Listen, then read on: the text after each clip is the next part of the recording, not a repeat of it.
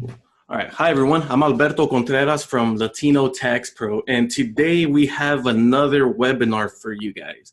Today we got Jeremiah LaRue from Thomson Reuters.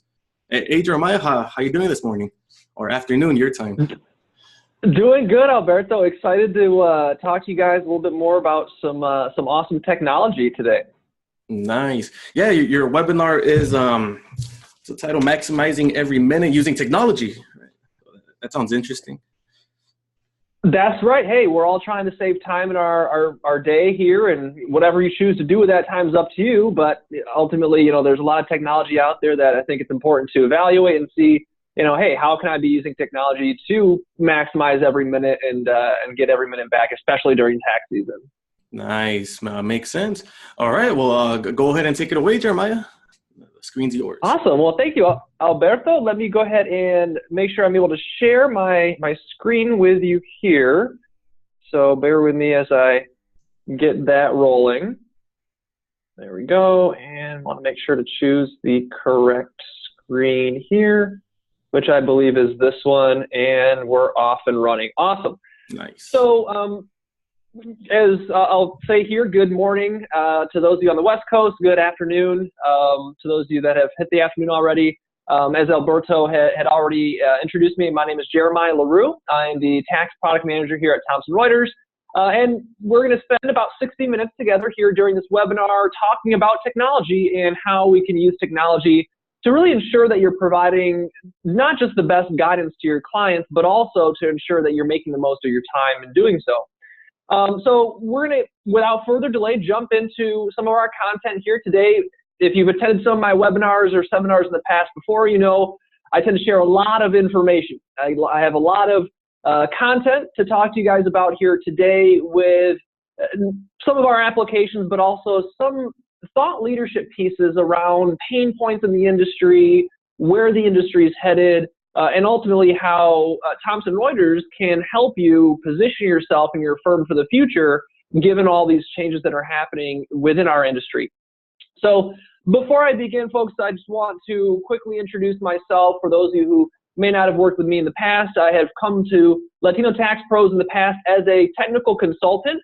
Now I'm coming to you as the product manager for our tax software portfolio. In my prior role as a consultant, I worked with firms one-on-one, oftentimes for weeks at a time, getting to know them and their workflow very intimately, from a sole proprietor firm to firms with hundreds of staff members. So when I come to you here today, really I'm trying to bring that experience and what I've seen firms do, what firms do that works well, what firms do that sometimes is an inefficient way of working in areas that maybe we can deploy technology to make those processes more efficient. In case you're curious, I am born and raised here in Michigan, but I would like to give a quick call out to Texas and Louisiana being my second home. My mom actually just recently retired and moved down to Louisiana to be with her family down there, and I'm super jealous because she left me here in Michigan. But I have a beautiful wife and an awesome dog here to keep me company. So now that you know a little bit about me, I hope to see you at other Latino Tax Pro events.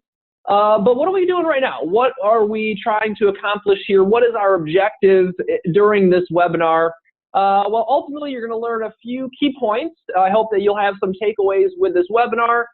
The first thing is just from a high level, we're going to talk about how having access, direct and easy access to legislative changes and practical guidance on tax changes can create opportunities for your firm to educate your clients, and in doing so, become more profitable.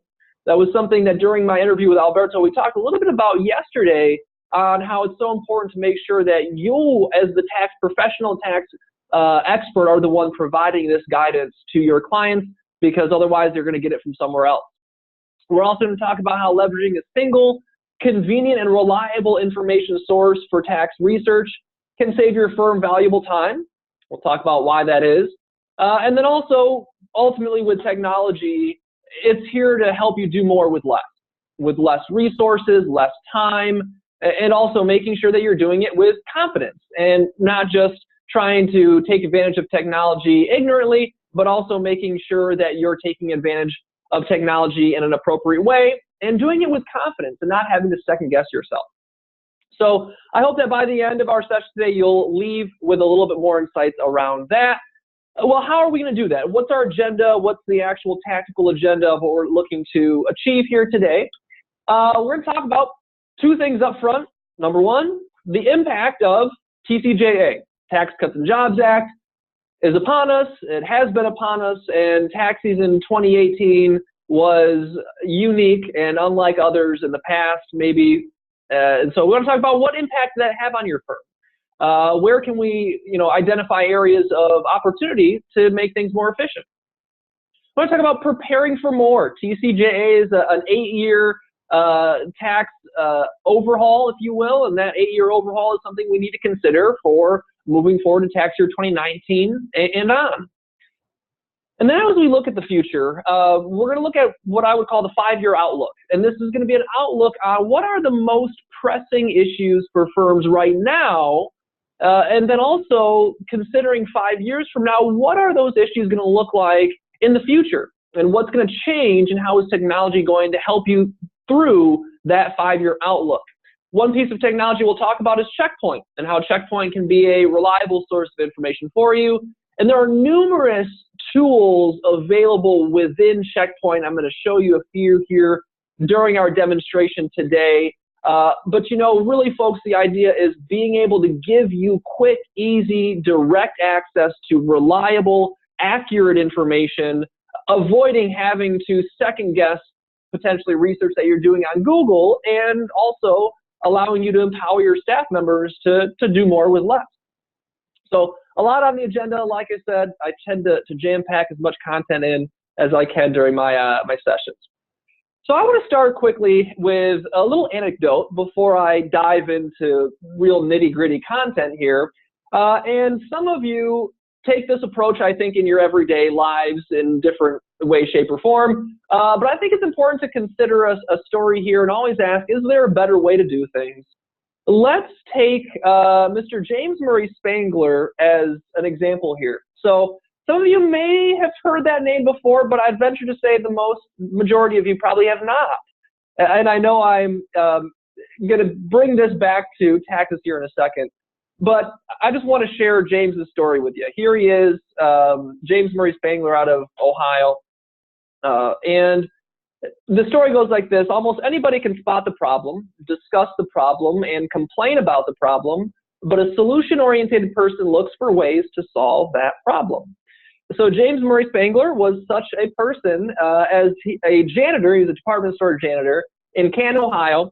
He decided that the only way to overcome boredom of his job, which consisted of sweeping floors, of course, was to find a more innovative way to do so. So he also, and this is a nice mention as well, he had the added incentive of being allergic to dust, as the story goes.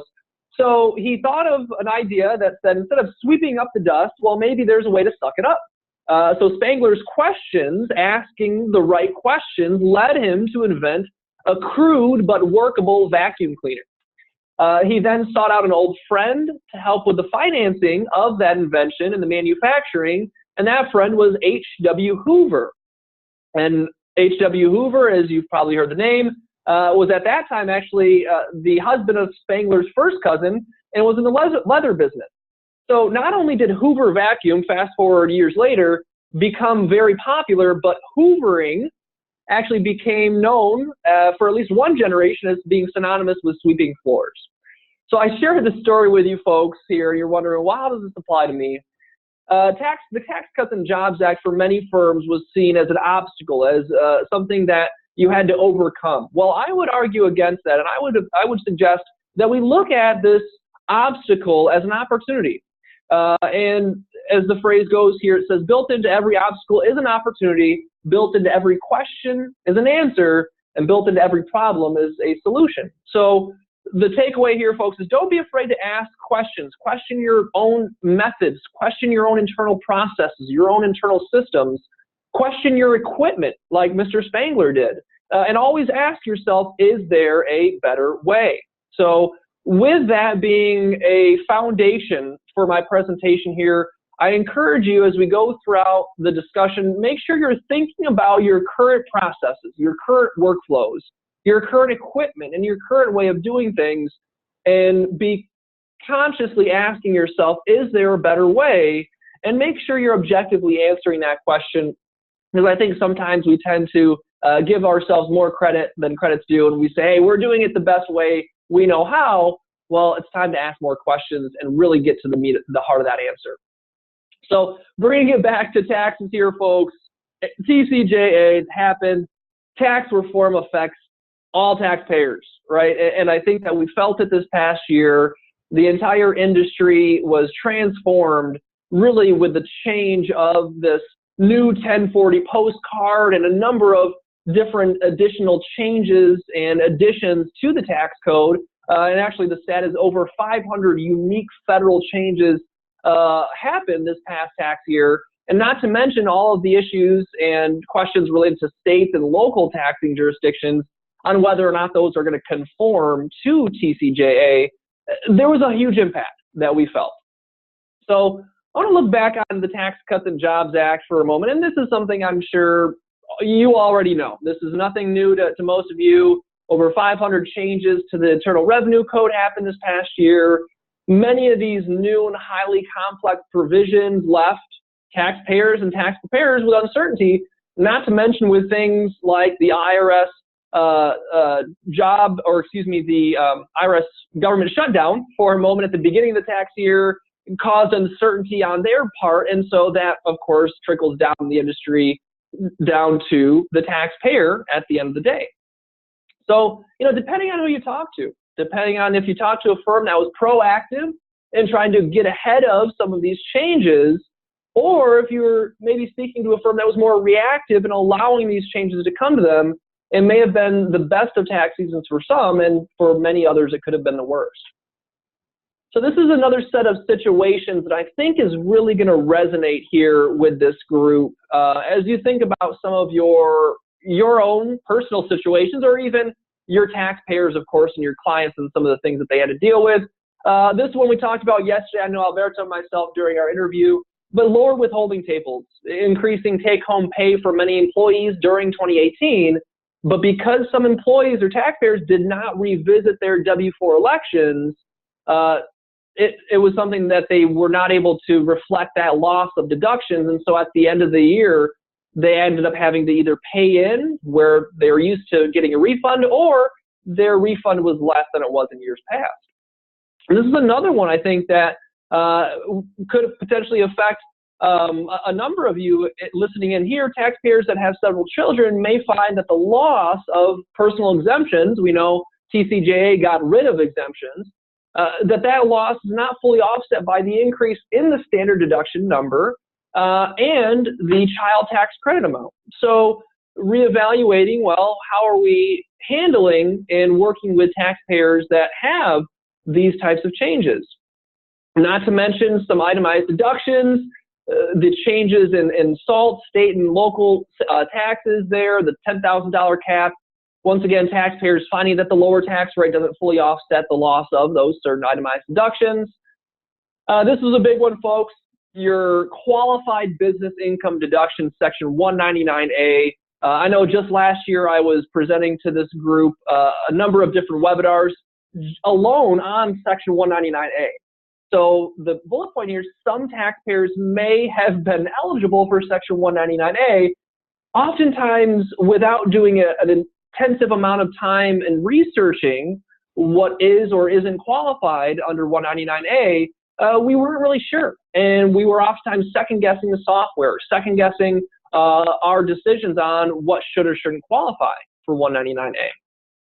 And then another one, just once again citing some examples here, section 163J for your business interest limitation. That's an added change here for 2018 tax season. Businesses oftentimes having to file that 8990 form, which is a new form for 2018 that oftentimes caused headaches and firms trying to figure out, well, how does this apply to me and my business or my taxpayer's business?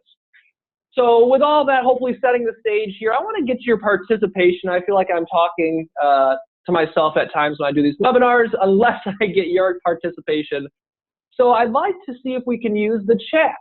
I'm going to send a quick chat out to all attendees here that just says hello, and perhaps it'll get your attention. If you do not see it, take a moment to hover your mouse towards the top of the webinar if you are listening in on Zoom.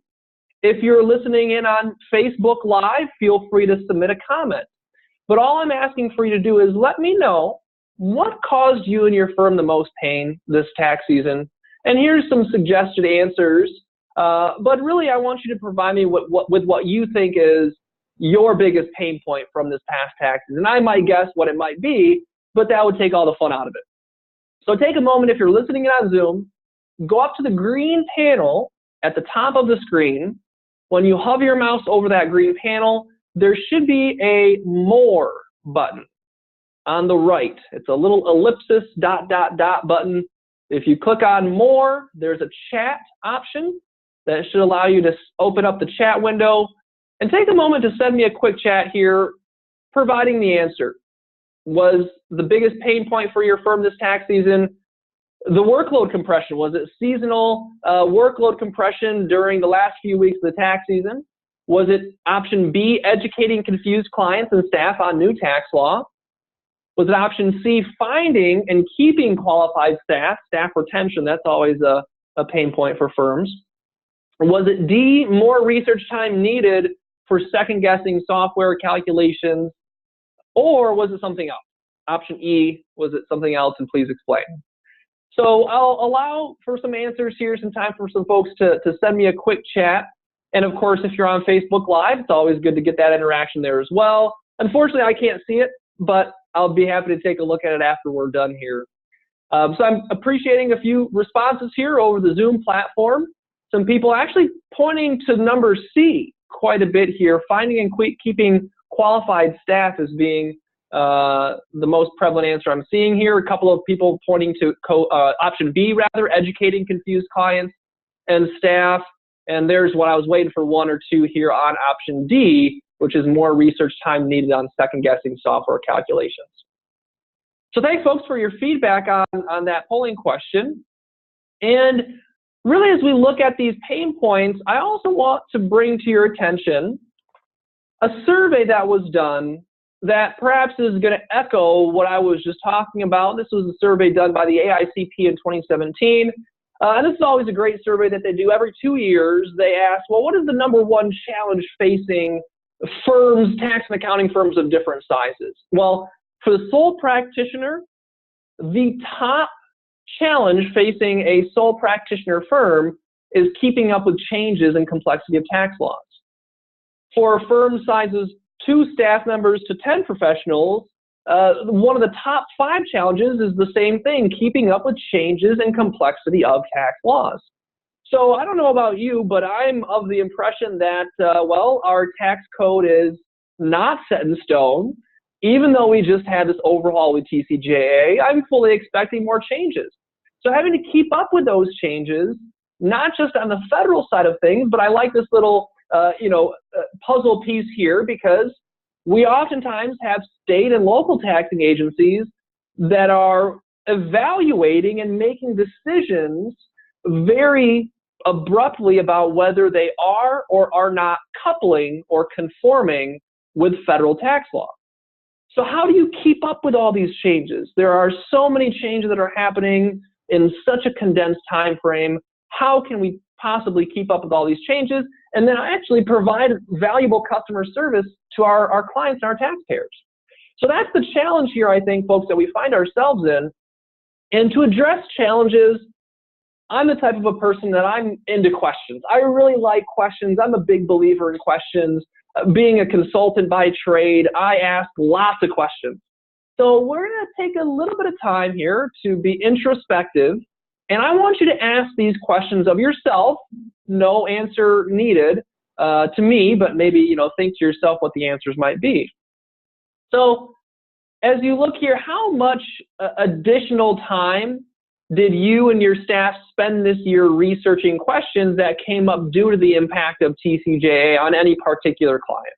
So as you think about this past year, gee, I realized I spent maybe a half hour per day or an extra 10 minutes per client for this particular topic. Try to quantify that. Try to think about truly how much time, not just you, but your staff spent this year researching questions that came up reacting to changes from TCJA. Another question, depending on what tax software you might be using, well, actually, let me take that back. Any tax software. You may be verifying software calculations that you weren't used to verifying in the past.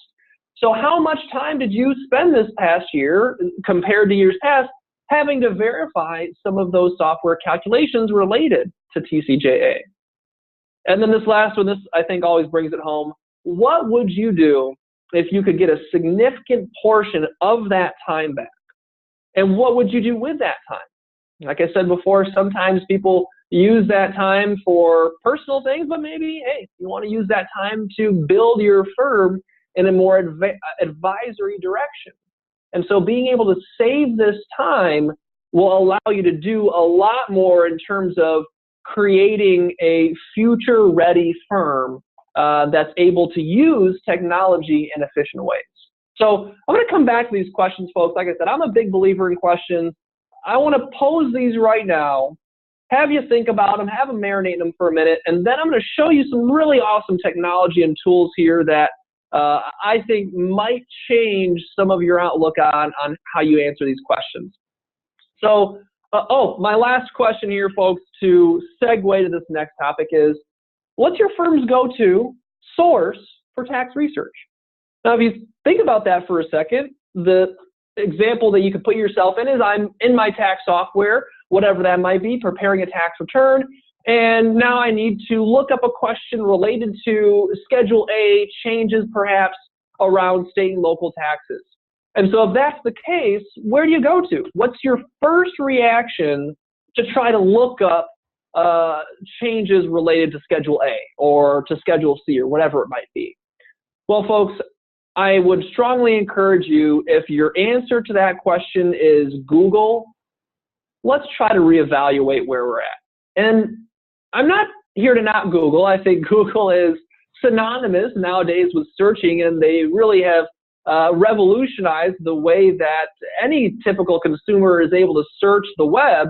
But with Google, it is a web search that is not always accurate and reliable. And especially as it comes to the work that's in our industry with compliance, we need to make sure that we're accurate and not getting invalid or inaccurate answers when we search on Google. So how much time are you spending conducting web searches in Google? How much time are you spending trying to figure out what is the right way to type in the search and what words do you have to include or exclude? How much time are you spending trying to create Google as more of an art form in searching versus trying to figure out what it might be as a science?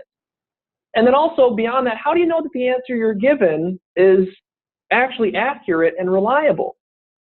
Is it coming from a primary source? Is it coming from somebody's interpretation of the primary source? And how do you know which is which? And the last question here, what if, and the good old what if question, what if your search results were filtered to include only trusted and relevant sources that are geared towards the modern tax professional? For example, being able to search what is qualified business income, and knowing that your results without hesitation are coming either from primary source materials, which are coming from the IRS or state publications and websites. Are they editorial materials that are trusted and true and revised and edited?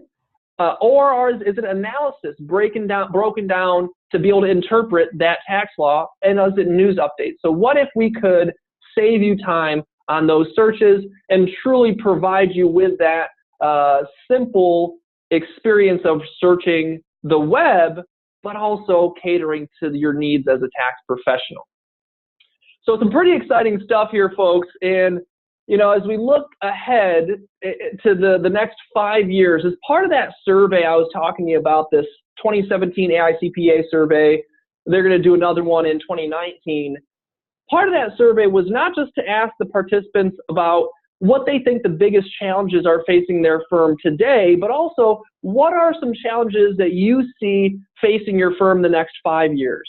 Well, the majority of participants from every firm size, small to large, identified technology as an issue that would have significant impact in the next 5 years.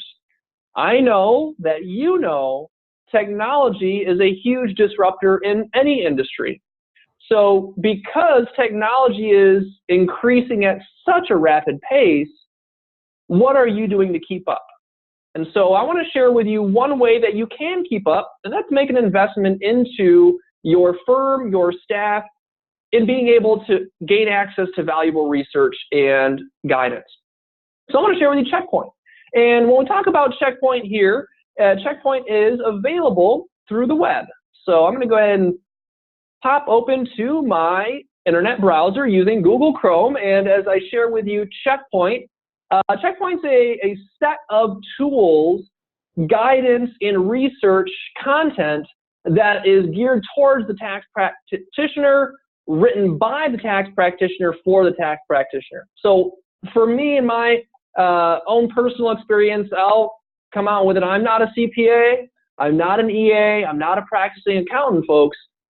So for me, as I try to understand all of these changes that are happening, and for me it was last year really doing a lot of research and understanding of these changes, being able to get an understanding from the eyes or through the lens of a practitioner is invaluable. And so what I would say is that as you look at evaluating Checkpoint, know that it's written by practicing CPAs who have that spin on it, understanding exactly where you're at and what you're trying to accomplish. So with that being kind of the lead up here to what I want to share with you, I want to talk to you about a few different things in Checkpoint. One of those tools here is something called Form Line Finder. Now, before I dive into Form Line Finder, I want to clarify two different pieces of content within Checkpoint. Well, I'll add a third to it. Those three pieces of content we're going to look at are compliance-based content, interpretation-based content, and news items. So when we look at compliance-based content, this is going to be quick, simple, brief items that we can look at and get a quick answer, an easy answer to. So that comes in the form of Form Line Finder. So I'm going to go ahead and pop over to a tool available here within Checkpoint called Form Line Finder. And I will say this, backing up a second, it's just like any other web account you might be using. So there's your options up here, there's your sign out options, there's general settings. So it's a really simple system to set up. It's just a matter of getting a username and a password just like you might any other web account. So once you've got that web account going, now you can come out to various tools like what I'm going to show you here, Form Line Finder. So here we are. And with Form Line Finder, you're really able to search any tax year, any form, 1040, 1065, 1120, etc., and then any additional form schedule number, so specific to a line number on a specific schedule. I want to find out if my taxpayer's situation is going to qualify to allow me to enter an amount on that line. Well, I'm going to go ahead and provide an example to you here using the tax software. And I think that anybody's typical workflow, if you're a tax practitioner, is going to start in the software, typically speaking. So if I'm a preparer, maybe I'm not to the stage of reviewing tax returns yet, but I am a preparer. I just started out at Lopez Tax Accountants, we'll say. So I'll use the Lopez Tax Group there. So I started out at Lopez Tax Group, and I'm working on a client, and we'll say that I'm looking at a tax return here, and I wanted to pop into a Schedule A. So whatever software you might be using, I'm just demonstrating using UltraTax, being Thomson Reuters tax software, but it could be any software on the market that you're working with. Schedule A, here I am, I'm looking at Schedule A, and I'm evaluating line 5. Line 5 on your Schedule A was where there were some changes that happened this past year to our state and local taxes that are reported on Schedule A. So as I review this, I say to myself, well, I've got a client here, Mike and Kate McDonald, and I'm preparing their return, and I see an amount on line 5B. And I'm just questioning myself. It even says see instructions right in the form here. So I'm just wondering, hey, I need to get some more in-depth understanding of line 5B of my 1040 Schedule A. So with that being said, hey, I'm just going to pop right back into Checkpoint. I'm working on tax year 2018. I'm working on a 1040 return. I am also working on line, 5B, I believe, and Schedule A. So I type in those pieces of information here, and just like that, it brings me directly out to a quick reference to line 5B of Schedule A for a 1040 client, and it provides me with a walkthrough of understanding that amount, that line item. So you can see it provides references to IRS publications, talks about a cash basis taxpayer versus somebody who's book basis instead. And it also goes through here and references some of the other details here about line 5B and helping you to determine what should or shouldn't be included there. So you'll see your state or local law determines whether and when a property tax is assessed, which is generally when the taxpayer becomes liable for the property tax imposed. So maybe that statement there is enough for me as an initial preparer to make a decision on what I'm trying to do. So then I come back to the tax software, and maybe it's just a matter of adding a tick mark or a review mark right next to my form to say, hey, I'm good to go on line 5B. Well, let me use another example, and maybe you've got taxpayers with small businesses filing Schedule C. So we'll say we've got Mike and Kate McDonald here. It's going to pop over here to our Schedule C. And as we work on Schedule C, one change that happened to Schedule C this past tax season was line 24, travel and meals. And this is actually now split up into two different line items, whereas before it was together, and there have been some changes on what's deductible, what's not deductible. So maybe, once again, I'm working on this taxpayer's return, and I'm wondering about, we'll say, line 24A. And I've got a situation about travel. This guy is a business management consultant, apparently, and he traveled. And I want to figure out if his travel is going to qualify for Schedule C or not. So once again, I can pop right back into my Checkpoint tools. And from Checkpoint here, I'm going to go back to my search, and we'll plop in our search. So it's a 1040. It was line 24A. And we're working with Schedule C now. So I hit go, just like that, quick and easy. I now have about a page and a half long worth of content. And this is all simply written out for you by tax practitioners. This Form Line Finder tool, folks, really can walk you through every single line on a tax return that you're working on and provide guidance from you by practicing accountants right at your fingertips. So this is hugely valuable. You also have references out to other publications, other section codes. There are different items here on lodging when traveling, not traveling away from home. So this might be something that is going to help you out as well. And then as you're navigating and doing your research, you're asking yourself, going back to preparing my taxpayer's return here, well, they might also have some meals.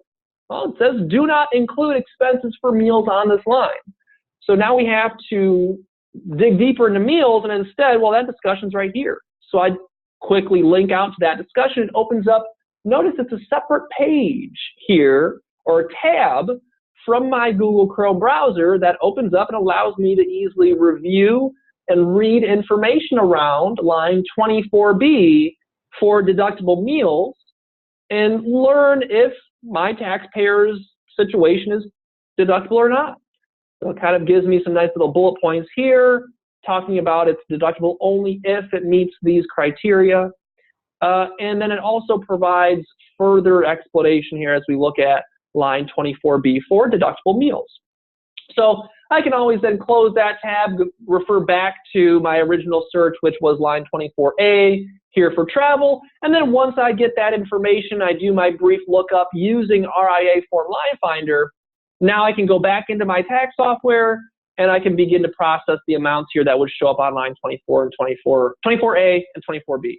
Now when you do that, not only is that something that's going to save you time researching what should or shouldn't be included within line 24B, for example, but you can imagine if you have a staff person that is that person who tends to go to you for every single question that they have rather than looking it up themselves.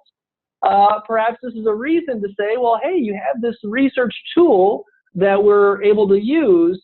Now it allows your staff preparers to become empowered, knowing that when they type in amounts or when they enter in data for you to review as a reviewer, you're empowering them to have much more confidence and assurance knowing that the amounts that they're processing are valid and accurate according to some of the brief research that they've done.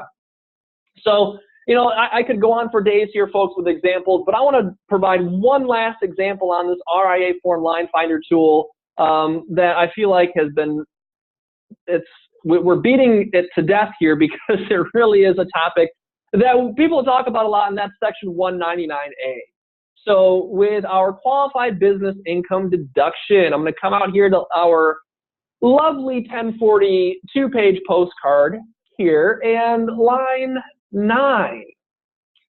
Line 9 is the new qualified business income deduction that was added for tax year 2018. So that's a line I want to find more out about. And I would be able, once again, to jump outside of my tax preparation software, pop into Checkpoint here, and we're going to backtrack a couple of items here to our search. And now we're simply going to search 2018 1040 line 9. This is no applicable schedule. It's just our 1040 line 9. So now once I hit go, it's going to search. I'm going to come back out to all documents here. And because line 9 is a line on the face of the 1040, well, I should say it's on the back of the 1040, but it's on the consolidated portion of your 1040 postcard. Because there's a lot that goes into that line, you get multiple results here. So now I have the line itself with detail on that. What is the actual deduction, and getting some brief information there. So if I click to line 9, there's not a whole lot of information, but the reason behind this is it's meant to be brief. It's meant to be quick. It's meant to be a quick explanation of seeing, what line 9 can do for us. Beyond that, we also have other resources here from RIA Form Line Finder. This is one I know you've probably gotten questions on this past tax season. Is my taxpayer's business a specified service or trade business? And so this is something that there's also a brief write-up on this. Now, if you're a preparer of a tax return, this might be enough. But if you're a sole proprietor of a return, you're the return preparer, return reviewer, return signer, the admin person, and everything in between. So you might see this and say, well, that's something that might be helpful if I was new to the game. But, I've already done my research on this. I would need more content. I would need more in-depth analysis of the qualified business income deduction, for example. Well, that's where I'd like to enter into the picture PPC desk books. PPC desk books is another component of Checkpoint that is meant to provide a greater in-depth analysis of certain key topics and issues related to individual and business tax returns. So I'm going to use this screen here as a segue because I'm looking at reference to the QBI deduction in specified service and trade businesses as it applies to the section 199A deduction. And down here towards the bottom, it gives me a little plug that says, for more information on the qualified business income deduction, see PPC's 1040 desk book, key issue 8G. So if I click here to PPC's desk book, this is now a separate web page that introduces a new component of Checkpoint called PPC. Now, PPC provides that in-depth look at certain topics like the QBI deduction. This is a key issue. So this is one key issue meant to showcase this particular deduction and provide tools, research, examples, tips, tricks, observations, practical guidance really around this deduction. So I'm going to be able to highlight just a few things, folks. If I had time, I'd talk to you about this stuff all day because, as you can see, I get excited about it. I think this is a really great set of tools. But here we go. And I just want to show you the scroll bar first and foremost. Notice it's not just a page or 2 pages. It's pretty extensive. And this is, I think, more so catered to a person who is reviewing returns, perhaps a partner trying to get ahead of certain changes made to tax law. So before I scroll all the way to the bottom here, let me scroll back up to the top. And one of the tools available within PPC are these interactive practice aids.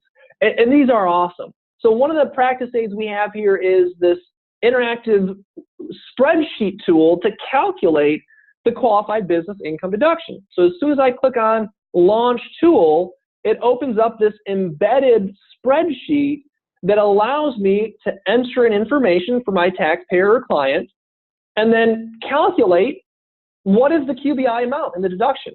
Now, granted, if you're using a tax software, which you likely are, your tax software very much should be calculating this for you, but this is a tool that perhaps you want to use it to validate that calculation.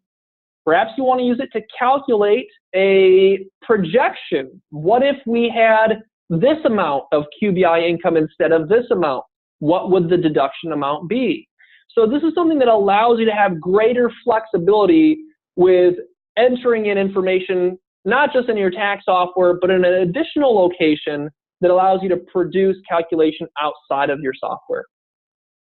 So that's just one practice aid that we can see here.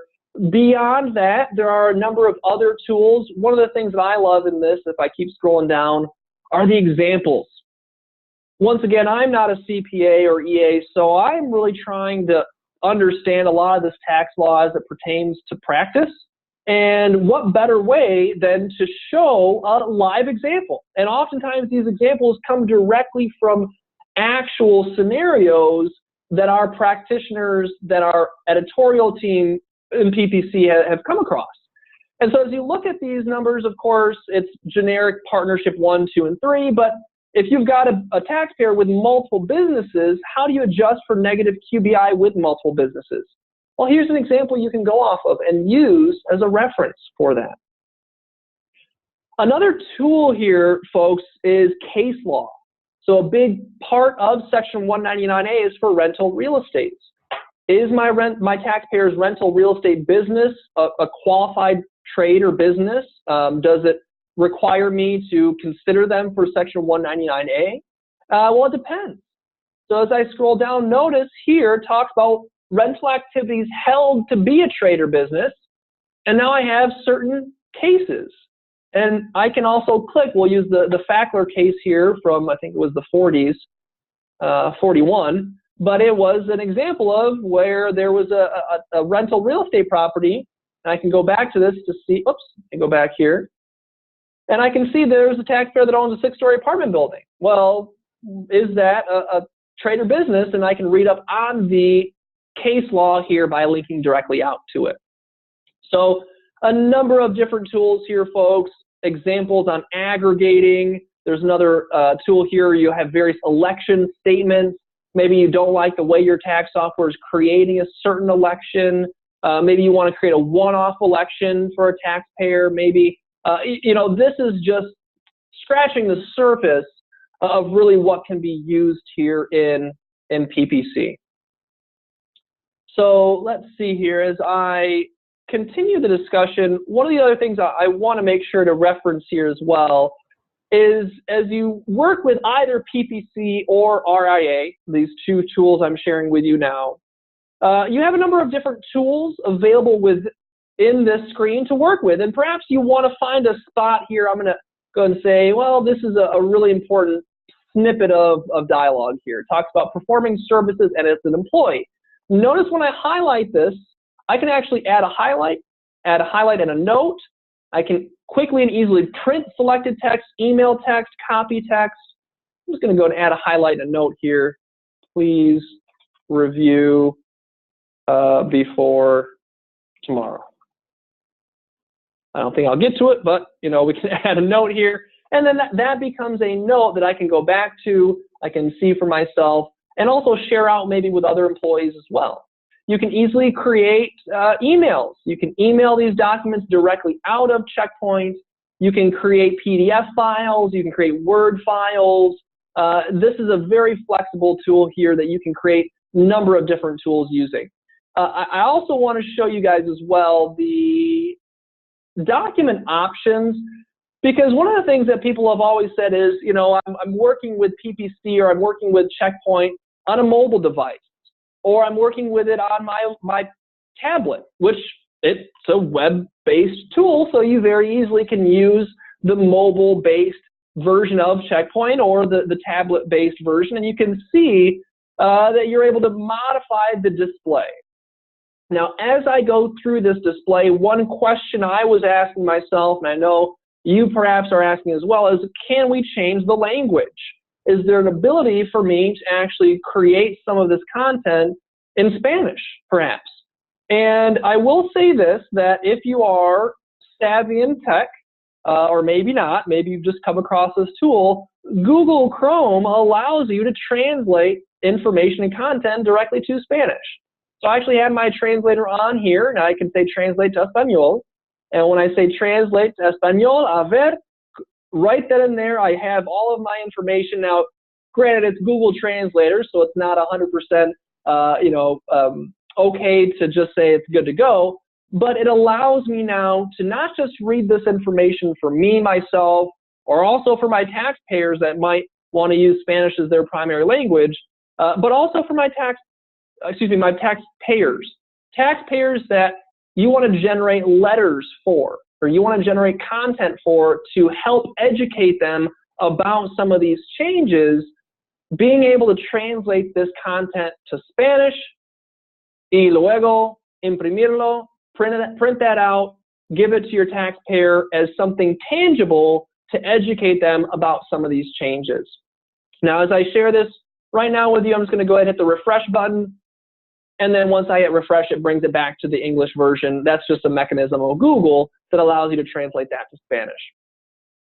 So guys, we've talked about two specific key tools here, but like I said, I'm really just scratching the surface on what's available.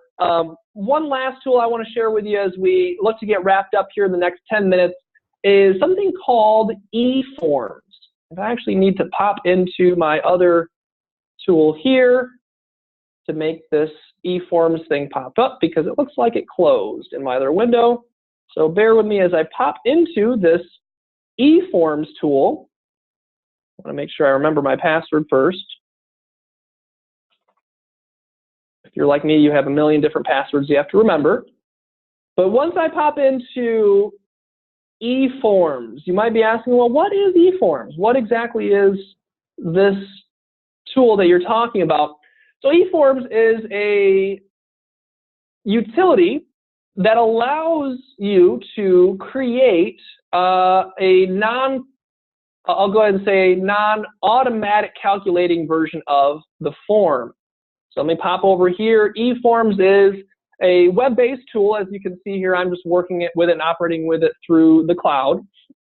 And here's the thing about EForms, guys. We have our own, Thomson Reuters has our own tax preparation software called UltraTax. UltraTax has a number of different calculating forms, worksheets, schedules, just like any other tax preparation software that's out there on the market. But I'll tell you this, that no tax preparation software has every single tax form known to man. Okay, so there are going to be forms that I'm sure you've stumbled across which you don't have in your tax software. So where do you go to process those forms? You go to the state website, perhaps. You go to the federal website. You have to find the form online, print it out, fill it out by hand. What are the alternatives? How can you make that process easier? EForms RS is here to save the day, because EForms literally, as I show you this quick launch screen, literally has thousands upon thousands of tax forms available for you to enter in data and print out, process, or provide your taxpayer. It does not allow you to actually e-file. So that's the thing That's the kicker. We're not going to be actually e-filing tax returns directly to the IRS through this. It's not a tax preparation software in any way, so don't get me wrong there. It's just a separate application that's meant for you to use for anytime you have unique forms that maybe your tax application software does not offer. So one of those, and I'll go ahead and mention this here. Notice I'm at all and all. So my scroll bar is teeny tiny, and you'll see here how I have, like I said, if you include the states and the locals, thousands, there's California, thousands and thousands of additional forms, schedules, and worksheets that I can populate and fill out as part of this checkpoint package that I'm sharing with you here. Oh, and not to mention, this checkpoint package is going to be on a discount for Latino Tax Pro members. So if you stick with me here for the next 5 minutes or so, I'll show you how to get that discount. But this is awesome. And you know, before we wrap up, I'm hoping to maybe get a little bit of participation in, if you've come across a situation this past tax year where your tax software did not have a specific form, what was that form? And feel free to send me a quick chat or send me a message here on Facebook Live. Hopefully I can take a look there at that later and we'll evaluate. But you know, this is going to be real time here testing, and I'm not a betting man, but I would bet if I were that EForm RS has that tax form that you were looking for in your software and didn't have access to this year. So I got one here, which is the W7. So a W7 form. I'm going to go and make this a federal search, looking just at individuals, make my view a little bit easier to work with. And now as I scroll down here to the W's, I have a W7A, I have a W7, I have W7 for certificate of accuracy. So there are actually several different W7 forms that I might need. I'm going to pop into the W7A actually. So this is a unique form, and I was kind of poking around the W7s a few days ago. This is a unique form for the application of taxpayer identification numbers for pending U.S. adoptions. Perhaps you have a family that has a pending adoption and you want to go ahead and get the ball rolling on the application for the taxpayer ID for that, that child. This is a form you can fill out. Notice it's a quick and easy form. I can type in information, and the idea, folks, of this eForms RS is that it is a repository of forms that I can go to, type in data, print these out, print them out to PDFs, and then use those as I need them. Not just forms, but then I'll come back here and I also want to mention that it does have a number of different elections. So if you're looking to populate or generate an election that maybe your tax software doesn't have, there are a number of new elections this past year with TCJA and some changes made to existing elections. So this is always kept up to date, and you can rely on this, I would say 99.999% of the time, having the election that you're going to need to process. So, all right, folks, I've been talking a lot here. Hopefully I have shared some relevant content with you guys, and you've been able to get an understanding of some of the offerings that we're talking about with technology to be able to take advantage of some of these tools. And I want to revisit just a couple of things as final notes here. As you reevaluate these questions that I asked earlier on just before the demonstration, imagine that you have access to this checkpoint tool that I just provided, that I just shared with you, whether that's the RIA Form Line Finder capacity for maybe your tax preparers or interns, or maybe it's the PPC desk books for you yourself as the partner, the reviewer, the sole practitioner. How much time could you have saved if you were using those during tax season or even outside of tax season to reference and research certain questions? Now, as you evaluate moving forward with some of these options, I want to make it hopefully clear and evident where you can go, and we want to make it easy to do business with us as a company as much as we can here. So I want to point you to just some final items. One of those final items here is this web page, and I will share a link out to this later on. But you know what, folks? You can just type in, and I can type into my Google Chrome, tax.tr.com /LTPA for Latino Tax Pros Association. I've got it behind me. I don't know if you can see that very well, but it's www.tax.tr.com/LTPA. So that brings me out to the Thomson Reuters landing page for professional guidance for Latino tax professionals. And as I said before, there is a pretty good discount. And I think Alberto mentioned it yesterday. He said it was a fat discount, which I can't argue with him on that. It's a 20% off.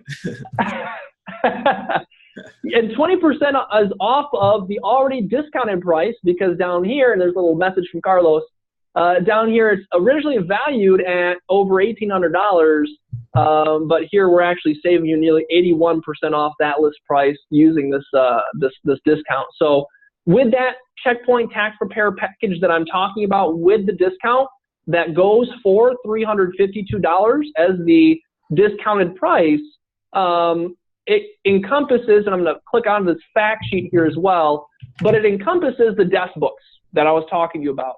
It encompasses the EForms tool that I was sharing with you as well. It also encompasses down here our, where is it, the RIA Form Lines, there it is, Form Line Finder, that tool I was sharing with you earlier. And that's just the tip of the iceberg, folks. There are other tools here. There are tax updates and alerts that I didn't have time to get into. There is a tax watch tool that you can get daily updates or weekly updates to. There's a guide to tax-related identity theft. There is so much out here that you're able to take advantage of, consume, share with your tax staff members, and also to share with your taxpayers. So on that note, if you guys are looking for opportunities to interact with Thomson Reuters, there are a few upcoming sessions to look out for. So I just wanted to pop those up on the screen here. We do plan on attending some of the Latino Tax Pro seminars and of course the conference. We cannot forget the conference. We will be there in Las Vegas. And if you are going to be there, we hope to see you there. And don't forget to visit our booth, because we'll be able to share with you up-to-date insights. If you speak to me one-on-one, folks, I will be happy to tell you what Thomson Reuters is working on, what we have planned for future. You know, there's a lot of cool things that we're working on here, and I'm truly excited about a lot of them. And so I would be happy to talk to you, to share more with you about that. And then last but not least, if you do have any questions for our company and you want to get in touch with us, first resource is, of course, the link that I share with you, tax.tr.com/LTPA with the exclusive discount.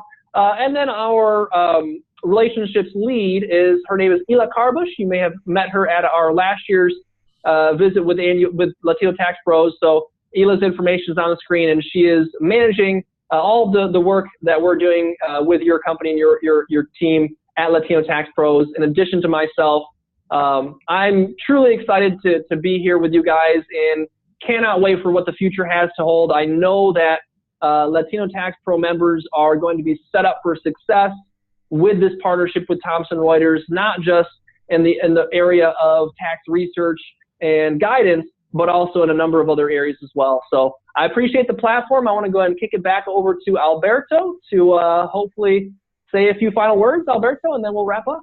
Yeah, no, thanks, Jeremiah. As always, it's great having you on. I always learn a lot when you're on. I think this was the first time I saw your software, the actual inside of the software. So that was cool. Yeah. Mm-hmm. Absolutely. There's a lot more that I could share with you, but there's only so much time, right? Yeah, right. Cool. Yeah, if you're watching this on YouTube, make sure to like and subscribe. And if you're on Facebook, comment something so we know you saw it on Facebook. Well, thanks for your time, Jeremiah, and thanks everybody for tuning in. Thanks, Alberto. Yeah. Bye-bye. Right. Bye, everyone.